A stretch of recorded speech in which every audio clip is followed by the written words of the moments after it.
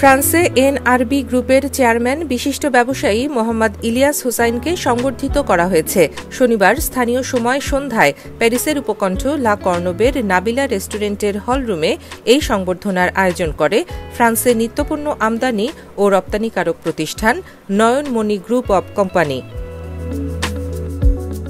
এ সময় ফ্রান্সে বসবাসরত বিভিন্ন ব্যবসায়ী সংগঠনের নেতৃবৃন্দ উপস্থিত ছিলেন। ফ্রান্স থেকে আমাদের সহকর্মী সাবুল আহমেদ জানান, আয়োজক প্রতিষ্ঠানের চেয়ারম্যান বিশিষ্ট ব্যবসায়ী শেখ ফরহাদ হোসেনের সভাপতিত্বে ও এনামুল হকের পরিচালনায় অনুষ্ঠানে প্রধান অতিথি হিসেবে উপস্থিত ছিলেন এনআরবি গ্রুপ অব কোম্পানির চেয়ারম্যান মোহাম্মদ ইলিয়াস হোসাইন।